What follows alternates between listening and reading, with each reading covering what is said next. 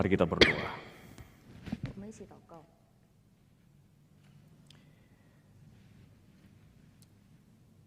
Benar ya Tuhan, Engkaulah pertolongan kami dan kekuatan kami.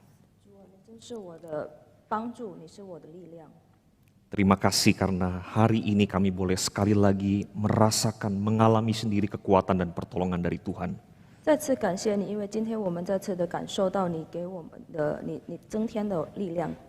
Dan kami percaya ya Tuhan, di tengah-tengah ibadah yang sedang kami bersama-sama ikuti, Engkau pun menyediakan kekuatan dan pertolongan bagi kami.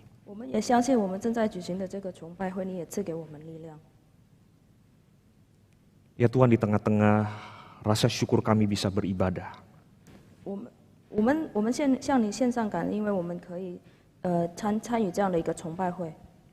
Kami ingat untuk saudara-saudara kami yang bergumul, yang hari ini mungkin tidak bisa beribadah seperti kami.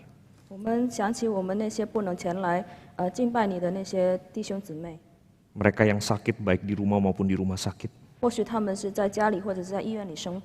Mereka yang mungkin sedang mengalami kedukaan.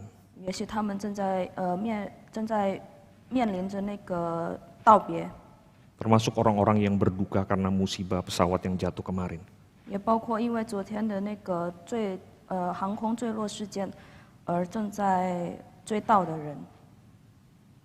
Ya Tuhan, Engkaulah kekuatan dan pertolongan kami. Biarlah kekuatan dan penghiburan dari-Mu ya Tuhan yang Engkau nyatakan di tengah-tengah situasi yang tidak mudah.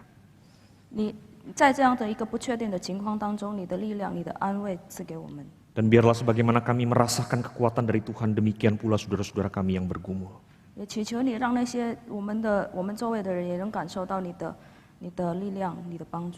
Sebentar kami akan membaca dan merenungkan firman-Mu ya Tuhan. Kiranya Allah Roh Kudus bekerja di dalam hati dan pikiran kami. Menyatakan kepada kami apa yang ingin Tuhan sampaikan. Dalam nama Tuhan Yesus kami berdoa. Amin. Saudara, mari kita membuka kitab kita dari kitab Yosua.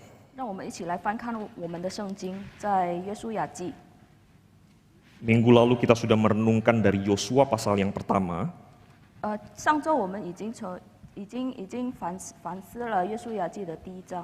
Hari ini kita akan merenungkan dari Yosua pasal yang terakhir.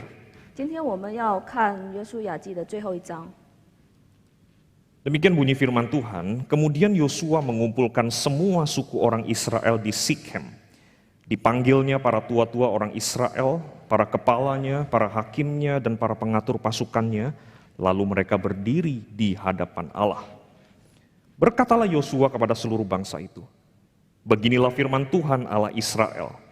Dahulu kala di seberang sungai Efrat, disitulah diam nenek moyangmu, yakni Terah ayah Abraham dan ayah Nahor, dan mereka beribadah kepada Allah lain. Tetapi aku mengambil Abraham bapamu itu dari seberang sungai Efrat dan menyuruh dia menjelajahi seluruh tanah Kanaan. Aku membuat banyak keturunannya dan memberikan Ishak kepadanya. Kepada Ishak kuberikan Yakub dan Esau, kepada Esau kuberikan pegunungan Seir menjadi miliknya, sedang Yakub serta anak-anaknya pergi ke Mesir. Lalu aku mengutus Musa serta Harun dan menulahi Mesir, seperti yang kulakukan di tengah-tengah mereka, kemudian aku membawa kamu keluar. Setelah aku membawa nenek moyangmu keluar dari Mesir dan kamu sampai ke laut, lalu orang Mesir mengejar nenek moyangmu dengan kereta dan orang berkuda ke laut Teberau. Sebab itu berteriak-teriaklah mereka kepada Tuhan, maka diadakannya gelap antara kamu dan orang Mesir itu, dan didatangkannya air laut atas mereka, sehingga mereka diliputi. Dan matamu sendiri telah melihat apa yang kulakukan terhadap Mesir. Sesudah itu lama kamu diam di padang gurun. Aku membawa kamu ke negeri orang Amori yang diam di seberang sungai Yordan, dan ketika mereka berperang melawan kamu, mereka kuserahkan ke dalam tanganmu, sehingga kamu menduduki negerinya, sedang mereka kupunahkan dari depan kamu. Ketika itu Balak bin Zippor, raja Moab, bangkit berperang melawan orang Israel. Disuruhnya memanggil Bileam bin Beor untuk mengutuki kamu. Tetapi aku tidak mau mendengarkan Bileam, sehingga ia pun memberkati kamu. Demikianlah aku melepaskan kamu dari tangannya. Setelah kamu menyeberangi sungai Yordan dan sampai ke Yeriko, Berperanglah melawan kamu warga-warga kota Yeriko, orang Amori, orang Feris, orang Kanaan, orang Het, orang Girgasi, orang Hewi, dan orang Yebus. Tetapi mereka itu kuserahkan ke dalam tanganmu. Kemudian aku melepaskan tabuhan mendahului kamu, dan binatang-binatang ini menghalau mereka dari depanmu, seperti kedua raja orang Amori itu. Sesungguhnya bukan oleh pedangmu, dan bukan pula oleh panahmu. Demikianlah kuberikan kepadamu negeri yang kamu peroleh tanpa bersusah-susah, dan kota-kota yang tidak kamu dirikan, tetapi kamulah yang diam di dalamnya. Juga kebun-kebun anggur dan kebun-kebun zaitun yang tidak kamu tanami, kamulah yang makan hasilnya. Oleh sebab itu, takutlah akan Tuhan dan beribadahlah kepadanya dengan tulus, ikhlas, dan setia. Jauhkanlah Allah yang kepadanya nenek moyangmu telah beribadah di seberang sungai Efrat dan di Mesir, dan beribadahlah kepada Tuhan. Tetapi jika kamu anggap tidak baik untuk beribadah kepada Tuhan, pilihlah pada hari ini kepada siapa kamu akan beribadah. Allah yang kepadanya nenek moyangmu beribadah di seberang sungai Efrat, atau Allah orang Amori yang negerinya kamu diami ini. Tetapi aku dan seisi rumahku, kami akan beribadah kepada Tuhan. Saudara sekalian, krisis mungkin adalah sebuah kata yang begitu dekat, begitu akrab dengan kita sekitar setahun terakhir ini. 弟兄姊妹，危机这个词也许是最后1年当中与我们非常接近的词。Pandemi COVID-19, saudara sekalian, telah melahirkan berbagai macam krisis dalam kehidupan kita. 新冠疫情已经给我们带来了各种各样的那个危机。Saudara, tetapi krisis kali ini berbeda, saudara. 但是这次的危机有所不同。 Biasanya di tengah-tengah krisis, saudara sekalian, mungkin kita akan berusaha supaya bisa beribadah lebih sering dan mungkin lebih serius di gereja. 通常在危机中，我们也许会尽可能的更频繁的去教会，更认真的在教会崇拜。 Dan itu adalah ekspresi yang wajar, saudara, yang kita tunjukkan karena kita ingin mencari pertolongan Tuhan. 这是正常的，因为我们想要去寻找上帝的帮助。 Saudara, saya masih ingat sewaktu krisis melanda di tahun sekitar 1998. 我还记得在那个1998年的危机袭来的时候， Persekutuan doa di gereja di mana saya beribadah, saudara, bertambah jumlahnya. 我所在的教会它的这个团契或者是叫崇拜会数量突然增加了， Dan saudara, ini manusiawi, saudara, ini wajar. 这是很正常的。 Krisis selalu memaksa kita untuk mengakui kita terbatas. 危机总是会一直逼迫我们去承认自己的局限性。 Krisis selalu menyadarkan kita bahwa kita perlu bersandar kepada Tuhan. 危机总会让我们去承认我们需要依靠上帝。 Tapi sekali lagi krisis kali ini berbeda, saudara.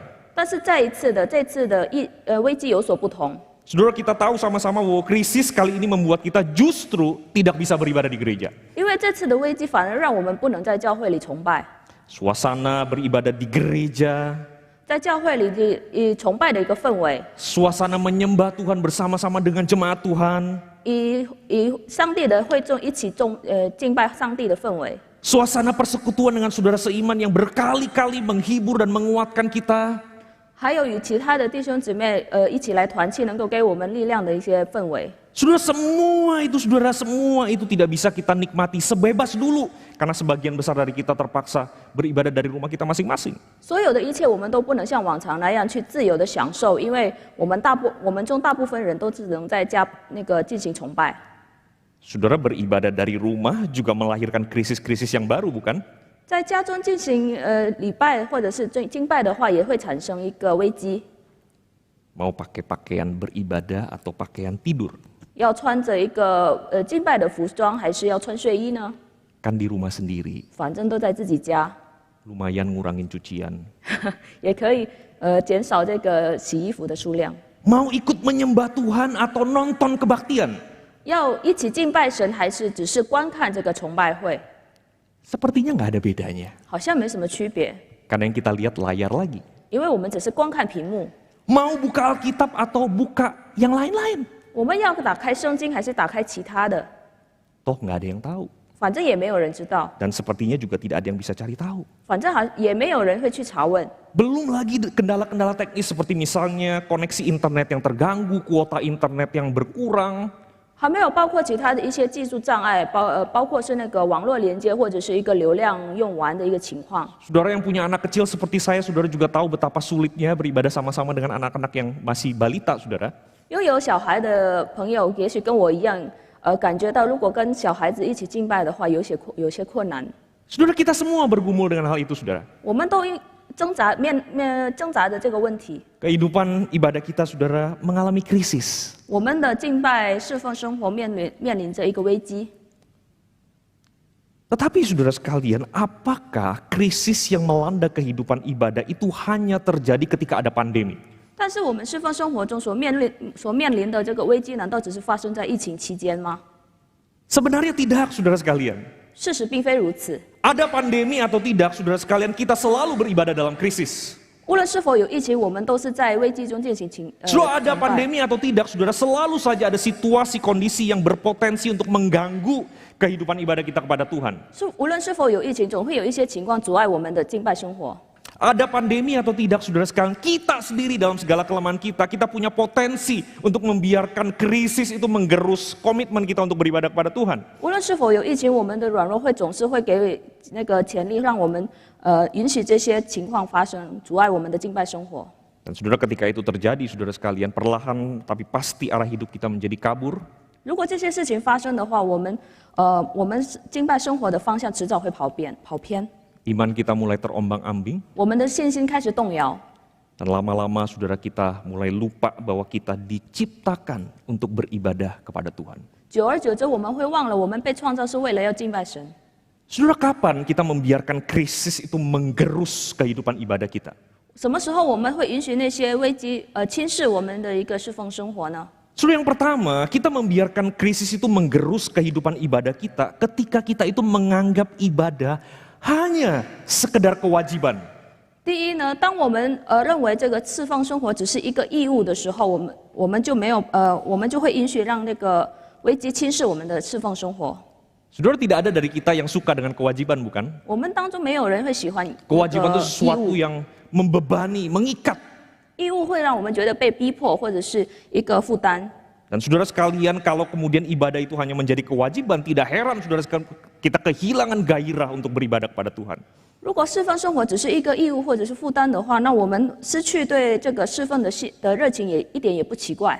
Saudara, teks firman Tuhan kita hari ini adalah sebuah peristiwa yang sangat penting dalam kehidupan Yosua dan bangsa Israel pada hari itu. 我们今天所读的圣经的话，是当时约书亚生活以色列民当中的一个很重要的一个事件。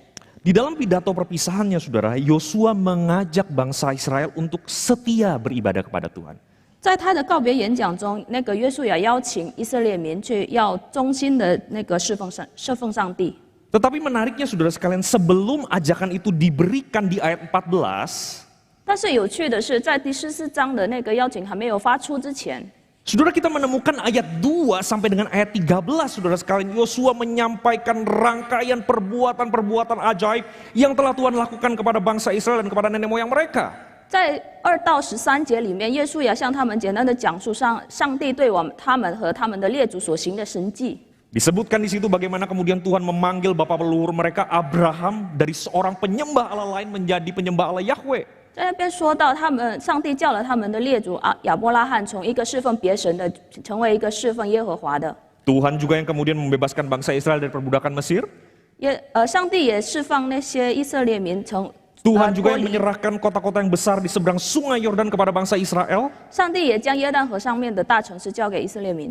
Dan Tuhan juga yang kemudian memberikan tanah perjanjian untuk didiami dan dinikmati oleh bangsa Israel. 上帝也将那个应许之地交给以色列民去居住。 Saudara, kalau kita perhatikan dengan teliti, 如果我们仔细的观察， semua peristiwa tersebut sudah adalah peristiwa yang mustahil bisa dilakukan oleh manusia. 上帝在那里所行的神迹，对于世人来说都是一些不可能的事。 Tetapi itulah yang Tuhan lakukan untuk mereka, saudara. 但是那就是上帝已经为他们所做的事情。 Barulah kemudian di ayat 14 Yosua berkata, oleh sebab itu takutlah akan Tuhan dan beribadahlah kepadanya dengan tulus ikhlas dan setia. 在第14节，耶稣亚才说到：“现在你们要敬畏耶和华，诚心实意的侍奉他。” Apa artinya, saudara? 是什么意思呢？ Saudara, teks ini mengajarkan kepada kita bahwa beribadah kepada Tuhan itu tidak pernah dimotivasi, digerakkan oleh sebuah kewajiban. 这个经文教导我们，如果侍奉上帝不是不是因为一个义务而才去做的事情。 Saudara, beribadah kepada Tuhan itu tidak pernah kemudian menjadi beban, saudara. 侍奉上帝从来就不是一个负担。 Beribadah kepada Tuhan itu adalah sebuah kesukaan yang lahir dari pengalaman dari seseorang yang dikasihi dan diberkati begitu rupa oleh Tuhan. 侍奉上帝是一种喜乐，是源于对上帝的一个爱和祝福。 Dan kita semua, saudara sekalian, sebagai orang-orang yang telah dikasihi oleh Tuhan, kita beribadah. Karena apa, saudara? Karena kita tidak tahan untuk tidak memuji Tuhan. 而我们现在去侍奉上帝，是因为我们无法去克制住去赞美上帝，已经眷顾我们的上帝。 Saudara, kita itu tidak sabar, kita tunggu-tunggu jam beribadah, saudara, karena kita ingin cepat-cepat berkata kepada Tuhan, Juni sewo liliang, Juni sewo kau tai. Apalagi lanjutnya, saudara, Jen ku pan sewo sin kau ni pi putong yao. Tuhan, Engkau kekuatanku, Engkau pertolonganku, Engkau perlindunganku, Engkau luar biasa, Tuhan. Bukankah itu yang ingin kita katakan selalu dan selalu kepada Tuhan? 这不是我们想要对上帝说的话吗？ Saudara, siapa di antara kita yang bisa membayar segala kebaikan Tuhan? 我们当中有什么人是可以偿还上帝的美善呢？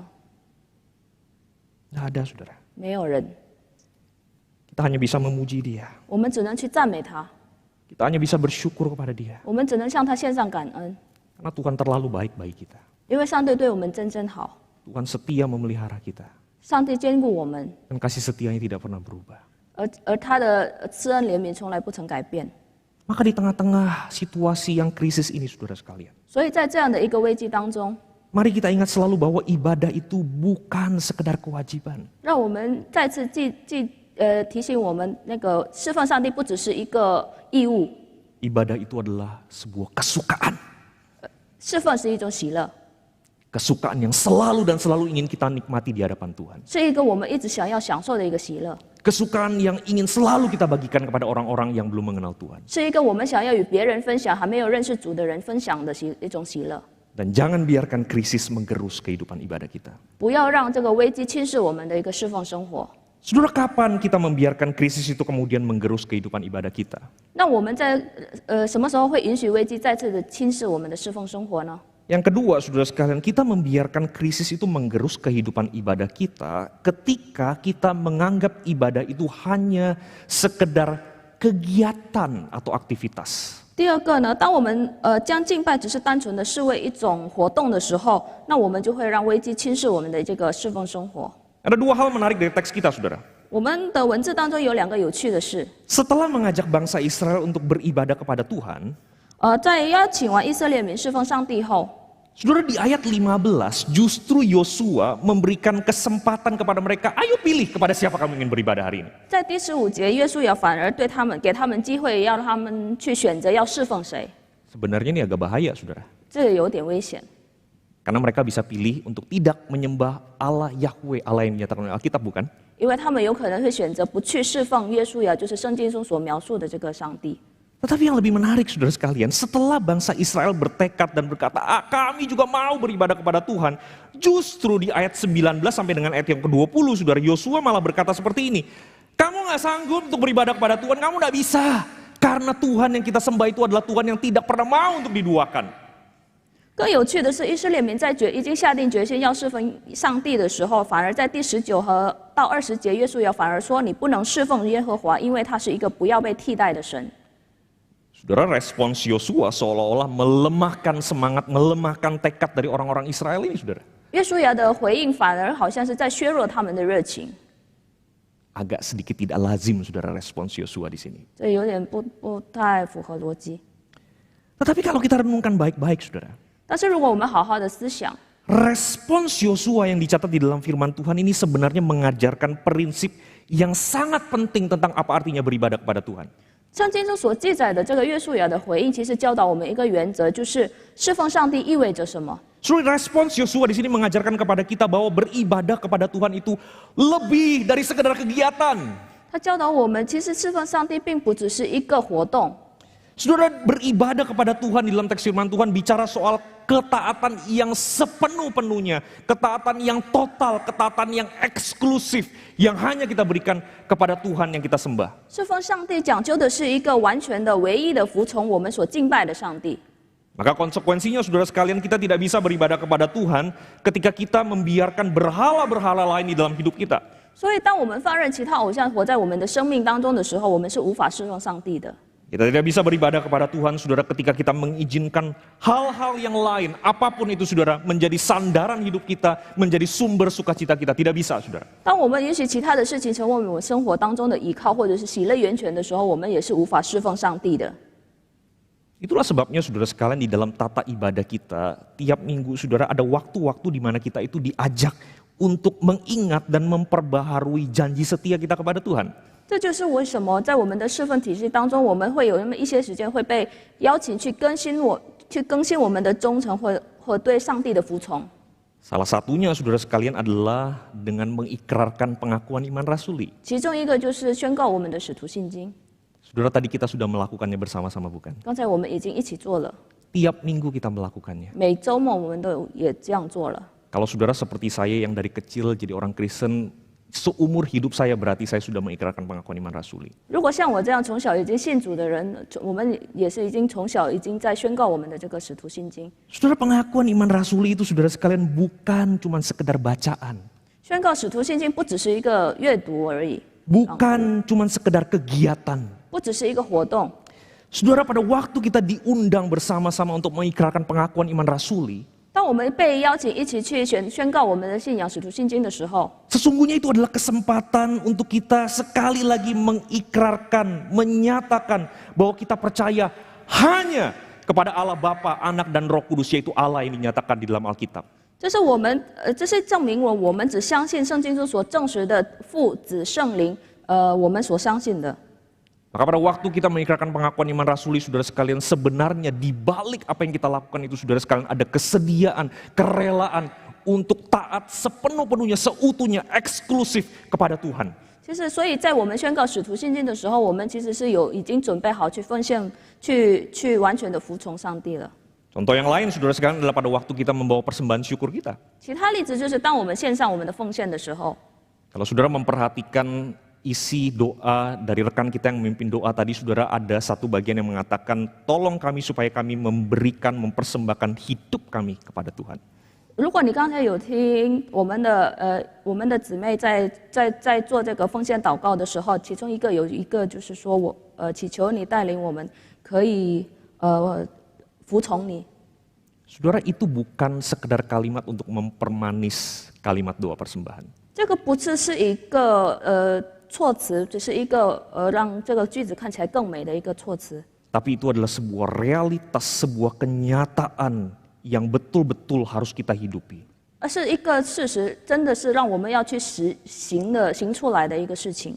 Pada waktu tangan kita merelakan harta kita untuk diberikan bagi pekerjaan Tuhan. 当我们愿意为了上帝的工作而献上我们的一些财物的时候， Di saat yang sama kita juga diajak untuk merelakan hidup kita untuk berjalan di dalam ketaatan hanya kepada Tuhan. 我们同时也愿意献上我们的生命去服从这个上帝的旨意。 Saudara, ibadah tidak pernah sekedar sebuah kegiatan. 侍奉上帝从来就不只是一个活动， Ibadah lebih dari sekedar kegiatan. 侍奉不只是一个活动，更是超过它。 Ibadah berbicara soal ketaatan kita yang total hanya kepada Tuhan. 侍奉上帝讲究的是我们完全的服从上帝。 Saudara, kita tidak tahu sampai kapan kita harus beribadah di tengah-tengah krisis COVID-19 ini. 我们不知道会在这样的一个疫情危机当中会进行这个敬拜到什么时候。 Tapi saudara, jangan biarkan kehidupan ibadah kita itu tergerus oleh krisis. 但是不要让我们的敬拜生活被这个危机所侵蚀。 Saudara, kita mungkin beribadah di dalam krisis. 也许我们在危机中进行敬拜， Tetapi kita tidak boleh krisis dalam beribadah. 但是我们不能在敬拜中陷入危机。 Justru di saat-saat krisis seperti inilah, saudara sekalian, kita perlu lebih setia beribadah kepada Tuhan. 就是在这样的一个危机当中，我们更需要去敬拜上帝。 Sebab di dalam ibadah, saudara sekalian, Tuhan sekali lagi mengingatkan kita bahwa kebaikan Tuhan, berkat Tuhan tidak akan pernah kalah oleh krisis. 因为在敬拜当中，上帝再次提醒我们，他的这个恩典，他的祝福永远不会因这危机而这个失败。Di dalam ibadah, di dalam kebaktian, saudara, Tuhan ingin berkali-kali menyatakan lagi dan lagi bahwa janji setianya untuk memelihara dan menyertai kita itu tidak akan pernah berubah dan tidak pernah termakan oleh krisis. 在敬拜他的时候，上帝再次的提醒我们，他的信实不会改变。Bukankah itu yang kita butuhkan, saudara? 这不是我们所需要的吗？ Saudara, kita perlu setia beribadah kepada Tuhan karena kita membutuhkan iman yang kuat di tengah-tengah krisis. 我们要忠于去敬拜上帝，因为我们在危机中，我们需要坚固我们的信心。 Iman yang mampu untuk menguatkan kita taat pada kehendak Tuhan bahkan di tengah-tengah banyaknya godaan di dunia ini. 一个能兼顾我们在众多诱惑当中仍然能够服从上帝旨意的信心。 Beribadah kepada Tuhan, saudara sekalian, adalah kesempatan untuk sekali lagi mengalami iman kita dikuatkan oleh Tuhan sendiri. 敬拜上帝或侍奉上帝是能够再一次兼顾我们信心的。 Maka saudara sekalian, di minggu kedua di tahun 2021 hari ini, 所以在这个2021年的第二个主日呢， maukah setiap kita bersama-sama dengan Yosua bertekad? 我们是否愿意跟约书亚一起下定决心？ Aku dan seisi rumahku, kami akan beribadah kepada Tuhan. 我和我家必定侍奉耶和华。 Maukah kita? 我们是否愿意？ Maukah kita? 我们是否愿意？ Mari kita berdoa. 我们一起祷告。